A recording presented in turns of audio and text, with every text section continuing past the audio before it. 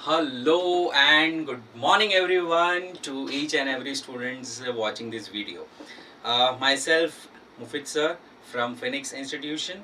So before moving towards the lecture, आज पहला lecture है units and dimensions, units and measurements भी कहते हैं हम इसे. आप लोग जिसने भी अभी तक चैनल सब्सक्राइब नहीं किए हो, please subscribe our both the channels, Phoenix Institute as well as Mukesh Dadwani's Phoenix. तो यूनिट्स एंड मेजरमेंट में बच्चों हम लोग क्या पढ़ने वाले हैं? तो बेसिकली अगर हम बात करें बहुत ही पुराने ज़माने की बात करते हैं गाइस, तो पहले क्या चलता था कि मेजरमेंट वगैरह ऐसा कुछ होता नहीं था. हम कैसे ही एक्सचेंजेस करते थे. ठीक है, जैसे आपने ये दिया, मुझे ये ले लिया, ऐसा कुछ पर्टिकुलर प्री डिफाइंड कुछ होता नहीं था जिससे हम लोग किसी चीज़ को मेजर कर पाए. मेजरमेंट स्केल्स वैसा कुछ नहीं था पहले के ज़माने में. तो अभी हमें सर क्या मेजर करना होता है, मतलब हम किसको मेजर कर सकते हैं? जरा सोचो.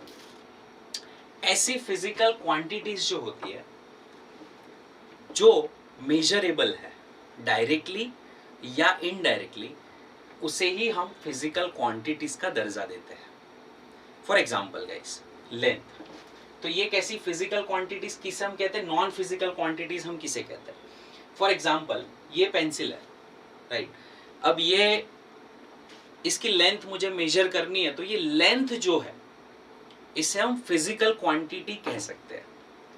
इस स्क्रीन का जो एरिया है इसे हम फिजिकल क्वांटिटी कह सकते हैं, क्योंकि हम उसे नाप सकते हैं. We can measure that, right. तो something which is measurable,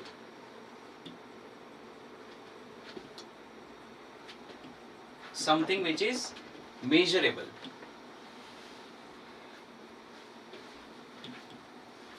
directly or indirectly, and on the basis of which all the aspects of physics, all the fundamental laws of physics, that can be explained,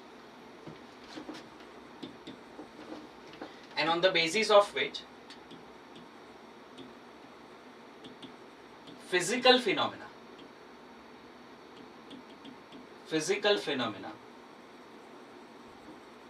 can be explained. तो ऐसी चीज जिसको आप major कर सको और जिससे आप फिजिकल फिनोमेना को एक्सप्लेन कर सको. जैसे एरिया एक फिजिकल क्वांटिटी हम कह सकते हैं क्योंकि हम इसे मेजर कर सकते हैं. टाइम हम उसको मेजर कर सकते हैं, yes it is a physical quantity. लेकिन मैं आपको पूछूं कि हम क्या भूख को मेजर कर सकते हैं? Can you measure hunger? नहीं कर सकते. Can you measure thirst? कितनी प्यास लगी है, क्या हम उसे मेजर कर सकते हैं? क्या हम फीलिंग मेजर कर सकते हैं? नहीं. सो हंगर, थर्स्ट, भूख, प्यास, feelings, these are not measurable. मतलब मैं ऐसा तो कुछ कह नहीं सकता कि मुझे इतना किलो प्यास लगी है. Not possible, right. तो ऐसी कोई मेजरिंग क्वांटिटी नहीं है. It's not a measurable quantities which cannot be measured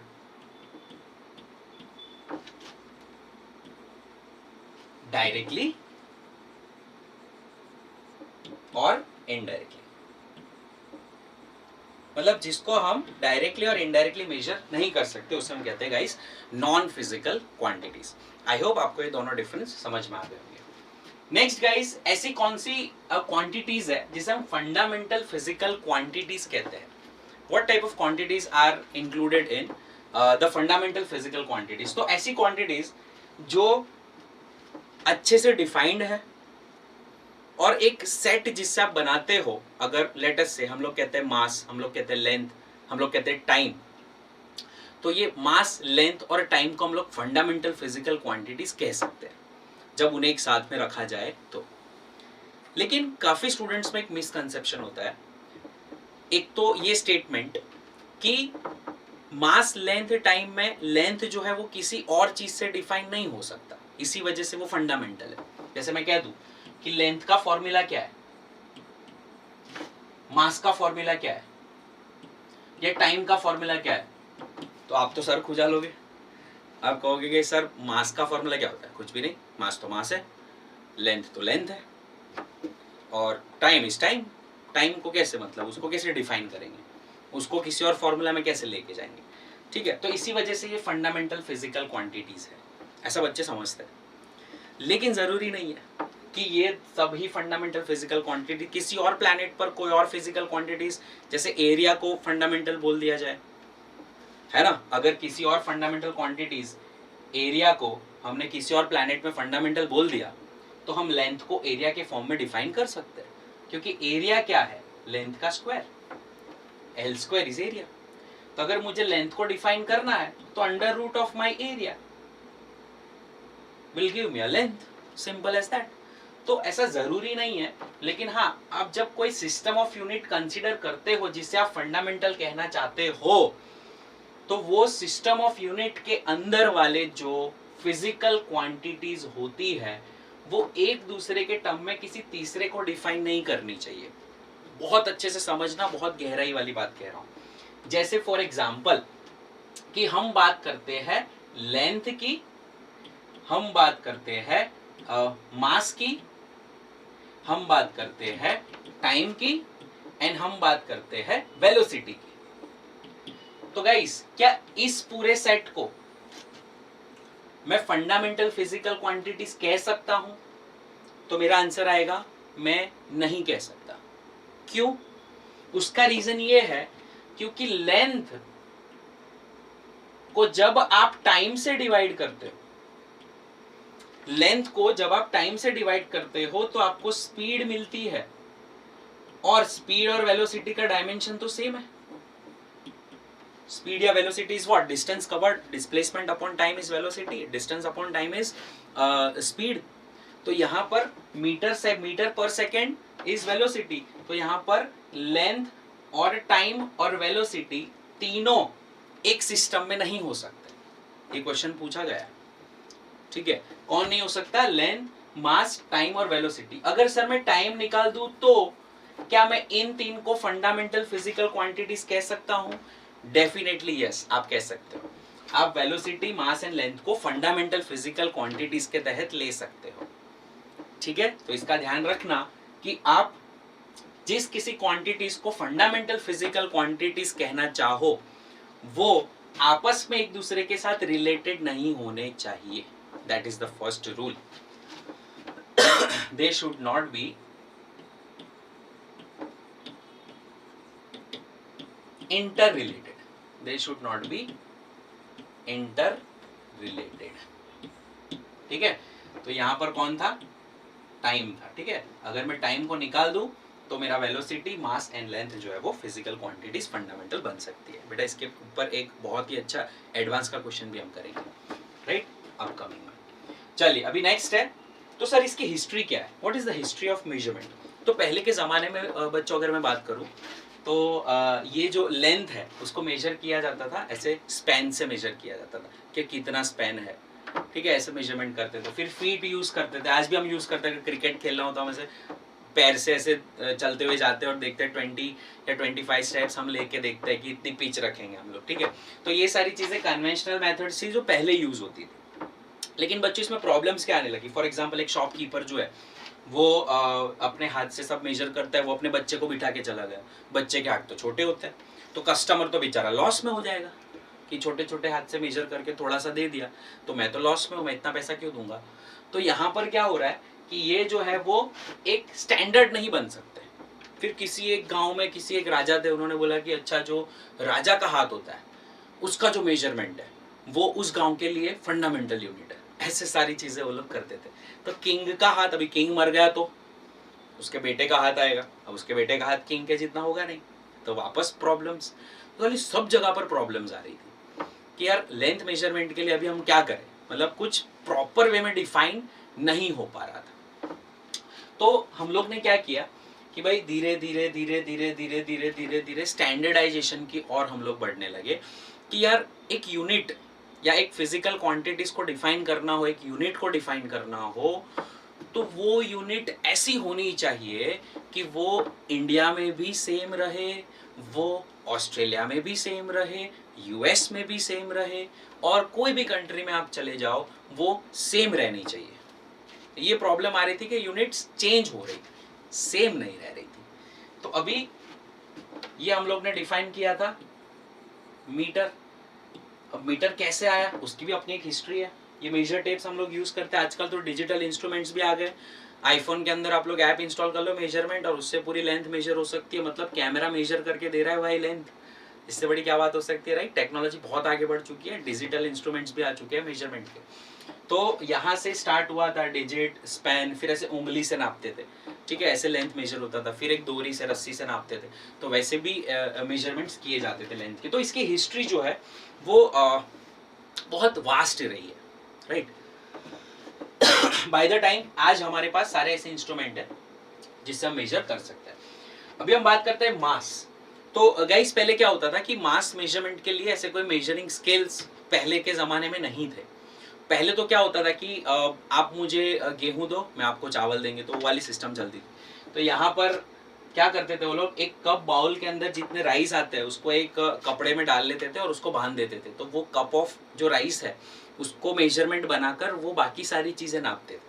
फिर ऐसे राउंड शेप के जो पत्थर आते थे उनको मेजरमेंट बनाते थे। आई डोंट नो कैसे कैलिब्रेट करते होंगे, लेकिन ये मैंने हिस्ट्री में पढ़ा है कि ये भी यूज़ करते थे, वैसे राउंड शेप के पत्थर यूज़ किए जाते थे। फिर फाइनली हमें 1 kg का एक प्लैटिनम इरिडियम का एलॉय है, उसको 1 kg डिफाइन किया हुआ है। जैसे 1 kg का डेफिनेशन दिया था पहले, तो वो पानी के ऊपर बेस्ड था, जैसे वाटर के ऊपर बेस्ड था, क्योंकि वाटर की जो डेंसिटी है ना, उसको हमने क्या लिया, स्टैंडर्ड ले लिया कि अगर वाटर की जो डेंसिटी है उसको हम स्टैंडर्ड ले लेते हैं तो उसके हिसाब से 1 मतलब 10⁻³ मीटर क्यूब पानी, 10⁻³ मीटर क्यूब पानी का जो वेट होता है वो एग्जैक्टली 1 kg होता है। ऐसा हम लोग ने यहाँ पर देखा, राइट। फिर हमारे डिजिटल इंस्ट्रूमेंट्स आए। डिजिटल इंस्ट्रूमेंट्स आज भी चल रहे हैं। तो मास अभी जो भी मेजर हो रहा है वो या तो डिजिटल इंस्ट्रूमेंट्स होता है, या इस तरह के आप लोग सब्जी मंडी में जाते होंगे तो इस तरह से वेट स्केल्स आप लोग देखते होंगे, तो ये वेट स्केल्स भी यूज होते हैं ना। तो यहाँ पे वो कुछ रखते हैं वजन वगैरह, और यहाँ पर कुछ सब्जी वगैरह रखते हैं और इससे बैलेंस करके, जैसे बैलेंस स्केल्स कहते हैं, वेट बैलेंस स्केल्स भी इन्हें कहा जाता है। तो ऐसे वेराइटी ऑफ वेट स्केल्स वगैरह यूज होते रहते हैं by the time, over the time ये यूज हुए, ठीक है। तो आज भी ये चल रहा है, मतलब आज भी ये चल रहा है। This are in markets. KG का जो सैंपल है वो आज भी फ्रांस के अंदर, पेरिस के अंदर, सेवरेस में द मेजरमेंट ब्यूरो जो है उसकी लैब के अंदर बहुत संभाल के रखा हुआ है। तो वो मैं अपकमिंग लेक्चर्स में उसके पिक्स भी आपको बताऊंगा कि 1 kg का जो स्टैंडर्ड है वो स्टैंडर्ड आज भी संभाल के रखा हुआ है, राइट। नेक्स्ट गाइस हम बात करते हैं टाइम का मेजरमेंट। तो हमारे साथ सबसे बड़ी मुश्किल यही थी कि टाइम मेजरमेंट के लिए we were not having that much skilled thing, मतलब हमारे पास इतनी कोई, हम लोग इतने स्किल्ड नहीं थे कि टाइम को मेजर कर सके। तो पहले के ज़माने के लोग देखते थे कि यार कुछ चमकीली चीज़, सन निकलता है फिर चला जाता है, फिर अंधेरा हो जाता है, तो उसकी परछाई कुछ होती है, तो परछाई पर से किसी ने आइडिया लगाया कि ये सन डायल, इसे कहते हैं सन डायल, है ना। तो ये सन डायल को वो ढूंढ कर लाएगी भाई, इसकी जो परछाई होती है ना उसके बेस पर उसको एक पॉइंट में रख दिया जाता है और उसके बेस पर हम लोग टाइम को डिफाइन करेंगे। मतलब सन जब ऊपर होगा तो उसकी परछाई बिल्कुल छोटी हो जाएगी, फिर वो एक पॉइंट पर आएगा तो वो उधर जाएगा तो परछाई इधर आएगी, तो इस तरह से वो पूरा कौन सा टाइम ऑफ द डे है वो सन डायल से मेजर करते थे। आज ये यूज नहीं होते, मतलब बहुत अब्सोल्यूट हो चुके हैं। देन उसके बाद ये सैंड क्लॉक्स बनाए। जो सैंड क्लॉक्स जो होते हैं वो हम लोग उसको रेत घड़ी भी कहते हैं। तो सैंड क्लॉक्स लोगों ने बनाए कि भाई चलो सैंड कितनी देर में नीचे गिरती है तो उसके हिसाब से हम लोग ये टाइम को सेट करेंगे। मतलब ये एज अ टाइमर यूज कर सकते हो, लेकिन एज अ क्लॉक इसका यूज होना अभी भी मतलब बहुत ही बड़ा सा सैंड क्लॉक चाहिए, क्योंकि 24 घंटे का टाइम, 24 आवर्स ऑफ टाइम आपको यहाँ पर लगता है in order to measure the entire day. तो इतना बड़ा सैंड क्लॉक आप कहाँ से लेकर आओगे, राइट। तो वो भी एक मुश्किल हो रही थी। देन फिर किसी ने सोचा कि चलो भाई मैकेनिकल पेंडुलम्स बनाते हैं, और मैकेनिकल पेंडुलम्स यहाँ पे आपको देखने को मिले कि भाई मैकेनिकल पेंडुलम्स कैसे चलते हैं। तो क्लॉक टिक टिक करती है, उसके हिसाब से चलते हैं। फिर आया आपका क्वार्ट्ज क्रिस्टल के बेस पर जो टाइमर्स चलते हैं वो टाइमर आया। लेकिन उससे पहले भी एक अजीब सी घड़ी बनाई थी, ये बहुत ही अच्छी सी क्लॉक थी जिसे हम कहते हैं वाटर क्लॉक। ये वाटर क्लॉक के बारे में शायद आई डोंट नो आप लोग ने सुना है कि नहीं सुना। वाटर क्लॉक जो है वो कैसे चलती थी मैं आपको बताता हूँ। यहाँ से एक वाटर सप्लाई दिया जाता था, ये पानी का सप्लाई यहाँ से होता हुआ यहाँ पे पानी भरता था। जैसे पानी भरता था ये एक थर्मोकोल टाइप एकदम लाइट मटेरियल जो होता है ना, बॉटल कॉर्क, वो बॉटल कॉर्क का मटेरियल जैसे जैसे पानी भरता जाएगा वैसे बॉटल कॉर्क का मटेरियल ऊपर आता जाता था। जैसे ऊपर आता था यहाँ पे गियर्स लगे हुए होते थे और ये गियर्स धीरे धीरे धीरे धीरे घूमते हुए चलते थे। मतलब जैसे पानी पूरा फील हो जाएगा, ये जो आपका लाइट मटेरियल है वो लाइट मटेरियल पूरा ऊपर आ जाएगा और ये पूरा घूम जाएगा। मतलब इस तरह से चलती थी। और यहाँ पे एक डैम्पर लगाया हुआ है, ये डैम्पर आप देख सकते हो, इससे आप पानी का फ्लो कंट्रोल कर सकते हो। जैसे आप इसको ऊपर कर लो तो पानी जल्दी जल्दी आएगा, मतलब इसका टाइमर जल्दी जल्दी घूमेगा। और इसको जैसे आप नीचे कर दोगे तो यहाँ पर पानी जो है वो थोड़ा धीरे धीरे आएगा, जिससे टाइमर धीरे धीरे चलेगा। मतलब एक ही घड़ी है जिसमें आप छोटे यूनिट्स भी डिफाइन कर सकते हो, आप बड़े यूनिट्स भी डिफाइन कर सकते हो, 1 घंटे के हिसाब से भी सेट कर सकते हो, मिनट के हिसाब से भी सेट कर सकते हो, टाइम के हिसाब से भी, सेकंड के हिसाब से भी सेट कर सकते हो। लेकिन still this were not the standard things. बहुत सारी चीजें ऐसी है जिसमें एरर आ सकती है इस क्लॉक्स के अंदर। तो यहाँ पर एक स्टैंडर्ड बनाना बहुत जरूरी था। ये क्वार्ट्ज क्रिस्टल जो है वो इलेक्ट्रिसिटी पर काम करने वाली हमारी पहली हमें क्लॉक मिली थी जो इलेक्ट्रिसिटी के बेस पर चलती थी। और क्योंकि हमें पता है कि इलेक्ट्रिकल चीजें जो होती है वो बहुत ही प्रिसाइज होती है ना, इलेक्ट्रिसिटी से चलने वाली चीजें काफी प्रिसाइज होती है। तो ये प्रिसीजन के साथ मेजरमेंट हमें देने वाली थी। तो हमें हमारी पहली क्लॉक ऐसी मिली जिसने हमें प्रिसीजन के साथ मेजरमेंट दिया। आज हम लोग देखते हैं डिजिटल क्लॉक्स भी मार्केट में है एंड इसके अलावा एटॉमिक क्लॉक्स भी बनी हुई है। गाइस, एटॉमिक क्लॉक्स 1 सेकंड का 1 करोड़वा हिस्सा भी आपको प्रिसीजन के साथ नाप के देती है। आप लोग सोचो, अगर मैं आपको पूछता हूँ कि अभी एक्यूरेट टाइम क्या हो रहा होगा बताओ, तो आप सब क्या देखते हो? मोबाइल फोन्स देखते हो। हम घड़ी का टाइम भी मोबाइल फोन्स के साथ सेट करते हैं। इसका रीजन क्या है गाइस? इसका रीजन ये है कि हर कंट्री का अपना एक एटॉमिक क्लॉक है, अपना एक टाइम जोन है और वो टाइम जोन को एटॉमिक क्लॉक्स मेंटेन करती है। तो वो एटॉमिक क्लॉक्स में कभी एरर नहीं होती। जो भी टाइम एटॉमिक क्लॉक्स बताती है वो सारे डिजिटल इक्विपमेंट्स क्योंकि इंटरनेट के साथ कनेक्टेड है तो वो नेट से वो टाइम लेकर अपडेट करते रहता है। तो अगर आपका फ़ोन नेट से कनेक्टेड है तो वो अपडेटेड ही होगा, उसका टाइम हमेशा अपडेटेड ही रहेगा।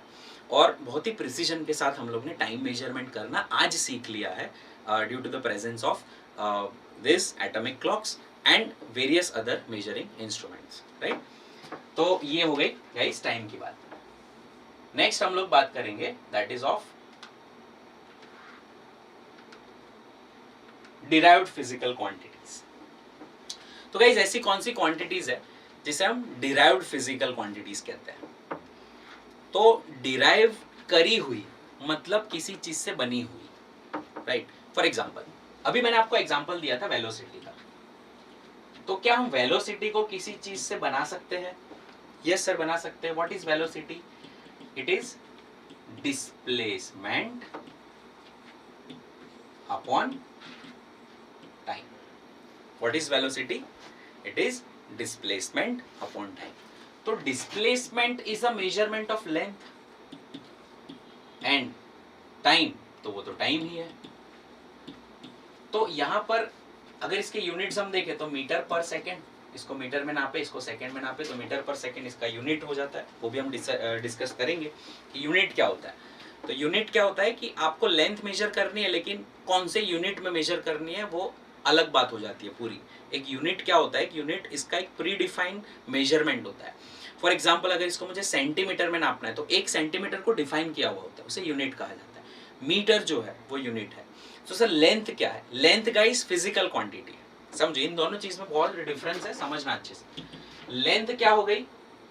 लेंथ हो गई फिजिकल क्वांटिटी एंड इसका यूनिट क्या होता है? इसका यूनिट होता है, बहुत से अलग अलग यूनिट है। मीटर है, आपको क्या नापना है? छोटा नापना है, बड़ा नापना है, माइक्रो ऑर्गेनिज्म को नापना है या बहुत बड़े स्टार के डायमीटर को नापना है। तो यहाँ पर वो भी लेंथ है, छोटे से छोटा माइक्रो ऑर्गेनिज्म का आपको कोरोना वायरस की लेंथ नापना है तो गाइस वो भी एक लेंथ ही है।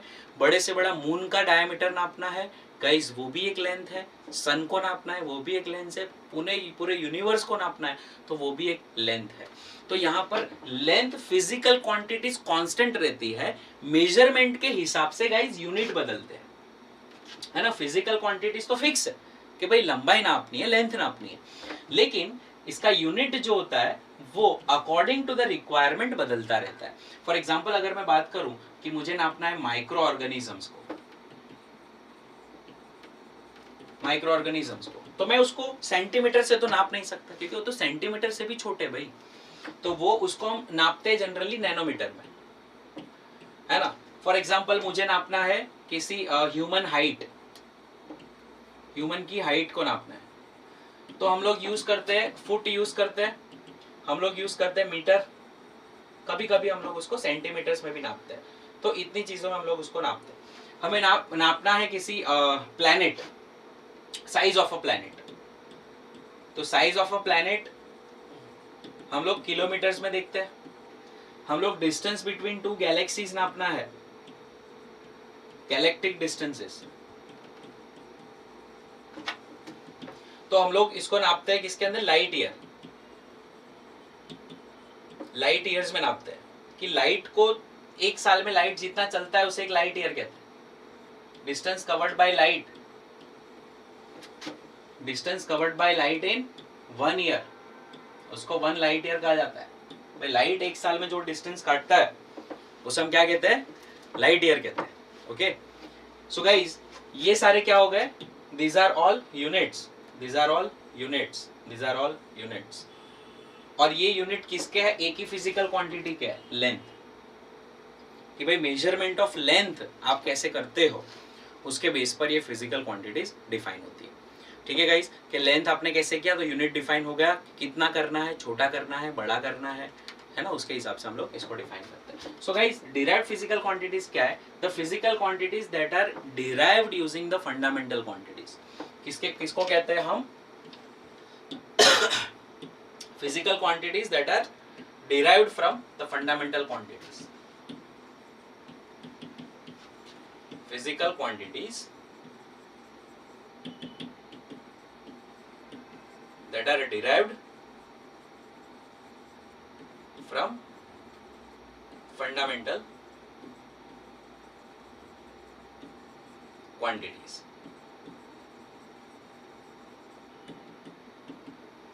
ठीक है, तो उसे हम लोग कहते हैं डिराइव्ड फिजिकल क्वांटिटीज। क्या कहते हैं उसे हम, derived physical quantities.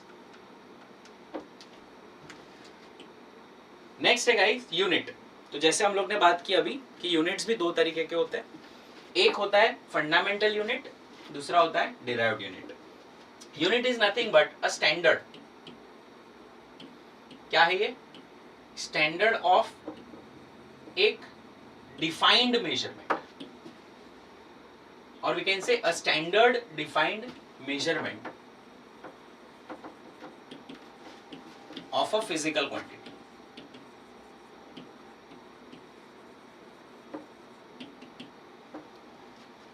It's a standard defined measurement of the physical quantities.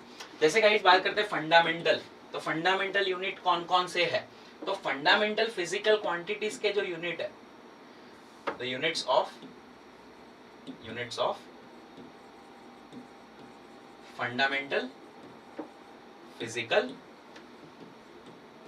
quantities। Fundamental physical quantities के जो यूनिट्स होते हैं उसे हम फंडामेंटल यूनिट्स कहते हैं, आर कॉल्ड फंडामेंटल यूनिट्स। ठीक है, एंड डिराइव्ड यूनिट्स क्या होते हैं, the units of a derived physical quantities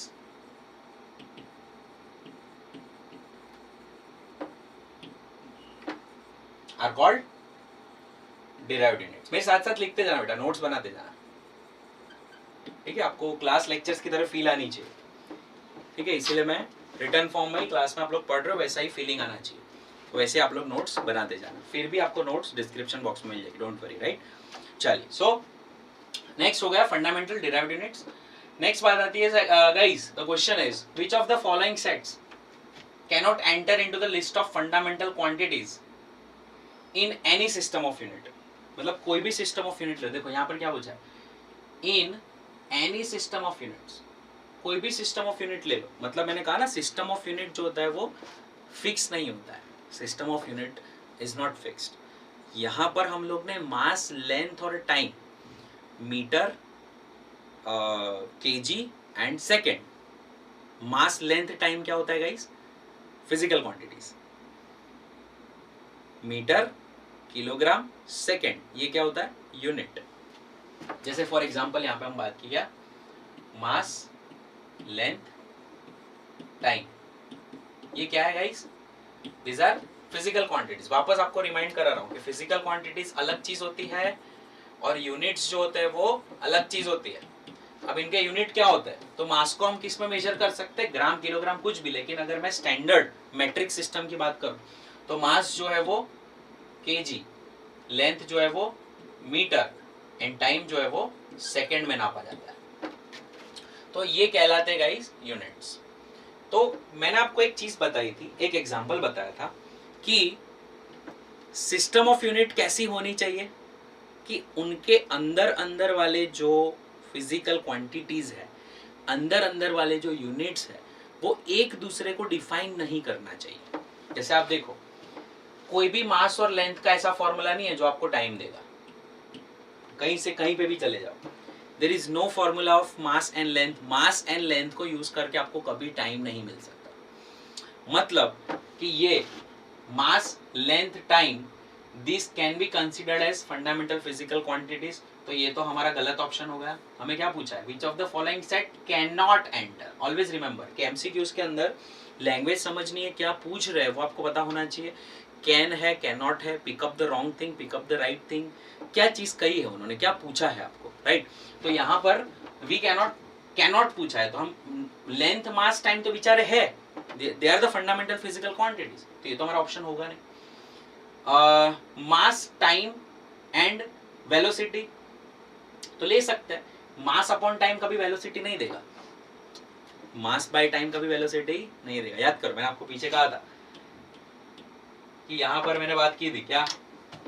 not here, we talked about it here कि लेंथ और टाइम एक साथ नहीं होने चाहिए, क्योंकि लेंथ अपॉन टाइम होती है वेलोसिटी। तो लेंथ और टाइम एक साथ नहीं होने चाहिए।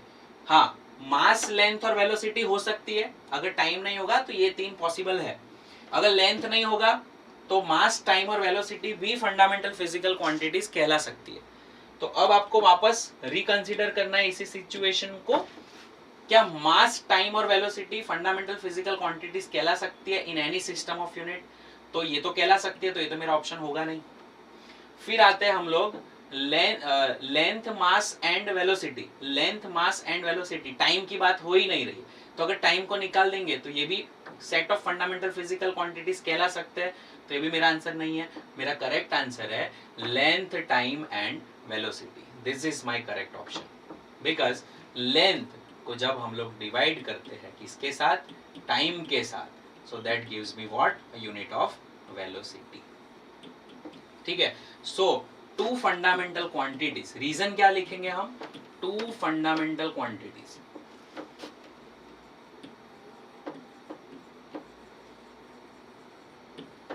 in any case should not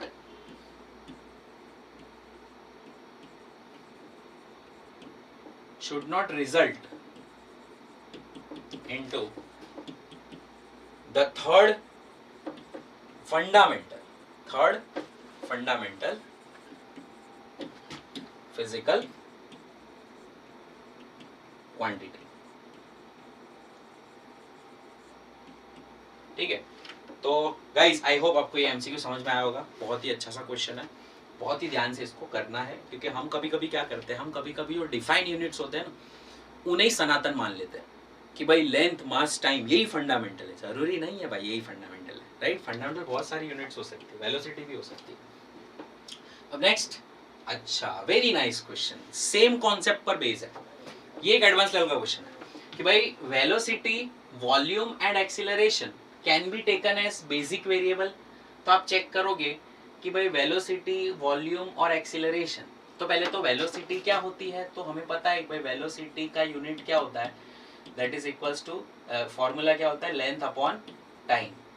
unit क्या होगा? मीटर पर सेकेंड। ठीक है।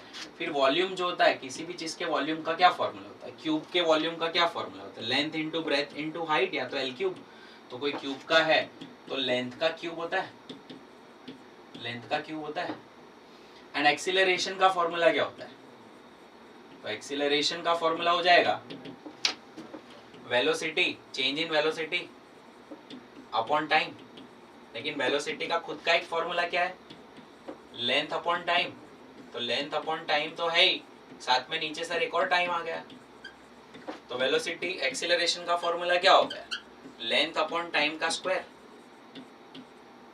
ठीक है, तो ये तीन फॉर्मूलाज आपके पास है, आप खुद चेक करो, ट्राई करो।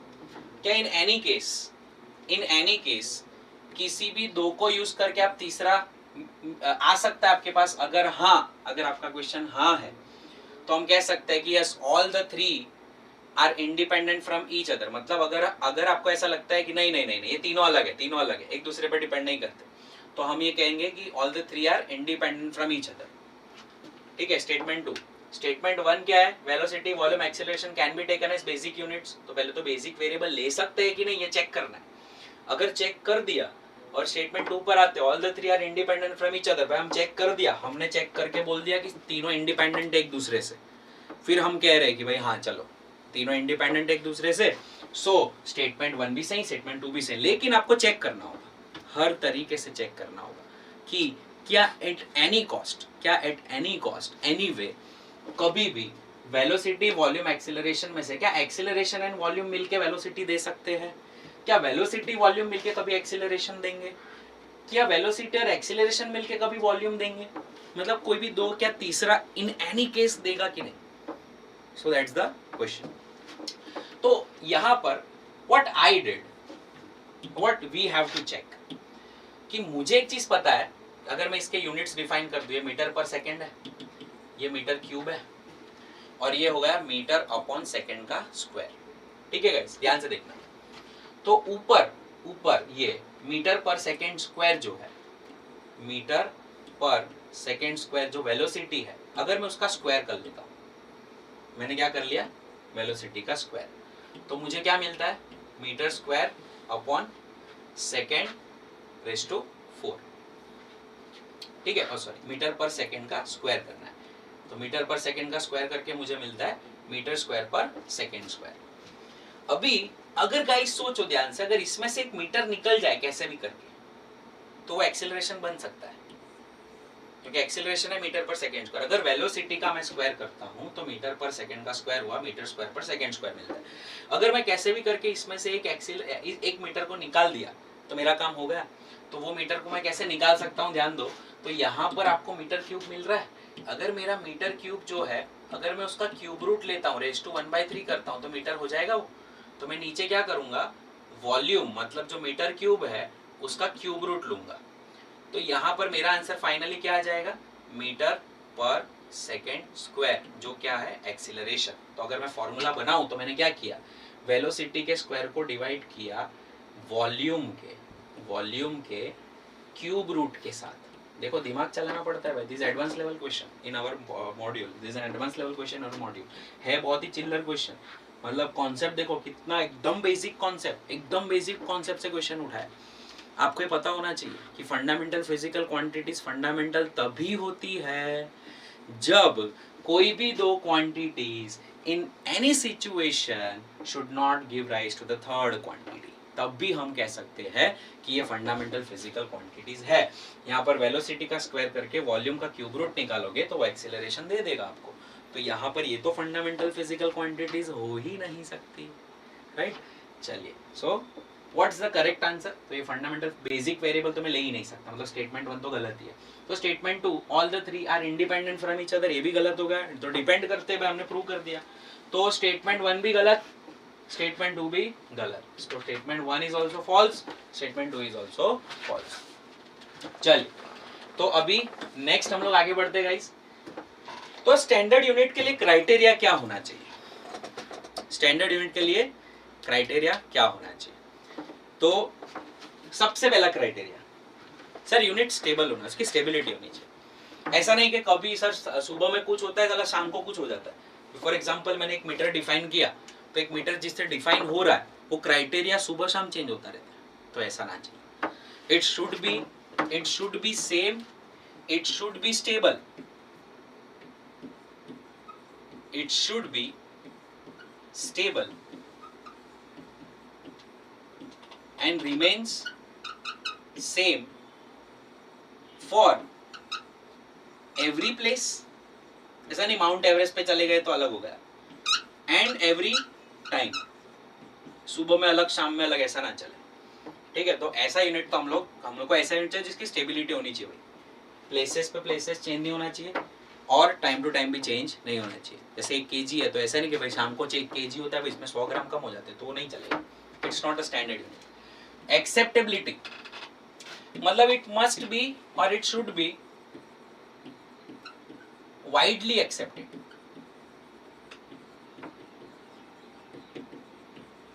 It should be widely accepted, है ना.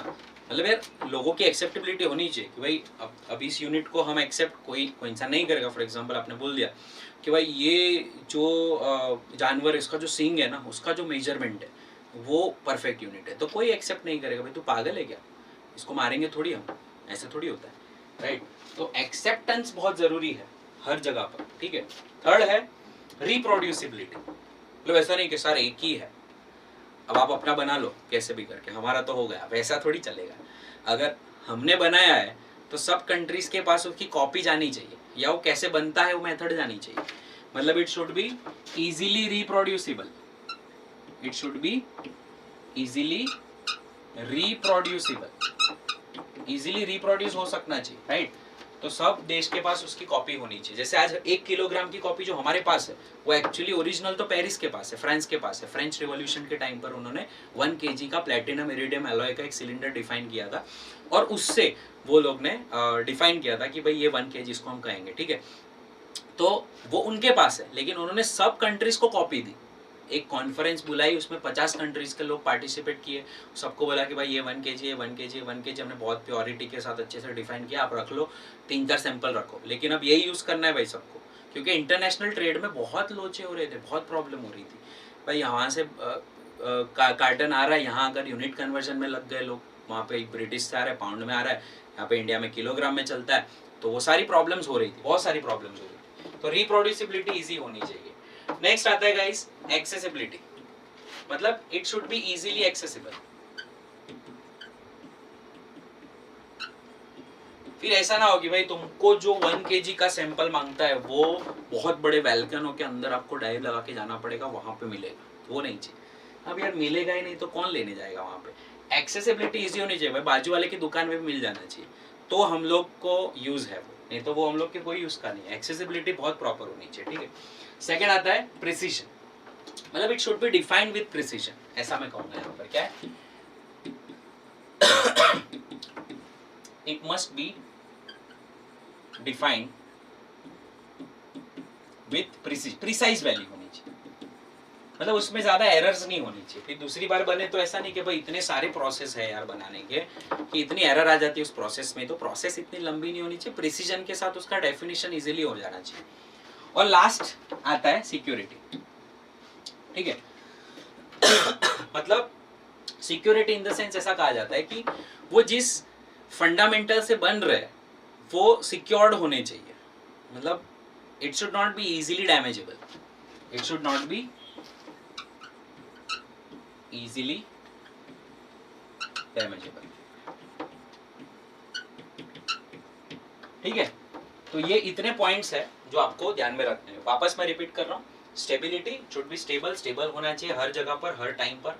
एक्सेप्टेबिलिटी वाइडली एक्सेप्टेड होना चाहिए, इजीली रिप्रोड्यूस कर सकते होने चाहिए हम लोग. देन एक्सेसिबिलिटी प्रॉपर होनी चाहिए, प्रिसीजन बहुत अच्छा होना चाहिए, एंड सिक्योरिटी एकदम अफलातून होनी चाहिए. ठीक है. तो इतनी चीजें आपको ध्यान में रखनी है. अब हम देखने वाले सिस्टम ऑफ यूनिट्स. तो सिस्टम ऑफ यूनिट्स में जैसे इंडिया की हम बात करें तो इंडिया में एमकेएस सिस्टम चलती है, मीटर किलोग्राम सेकेंड, ये सिस्टम चलती थी. जैसे देखा जाए तो मास लेंथ टाइम जो है उसको ज्यादातर हम लोग डिफाइन करते थे. तो मास के लिए हम लोग यूज करते थे मीटर, लेंथ के लिए हम लोग करते थे मास के लिए हम लोग करते थे किलोग्राम, लेंथ के लिए हम लोग करते थे मीटर, एंड टाइम के लिए हम लोग करते थे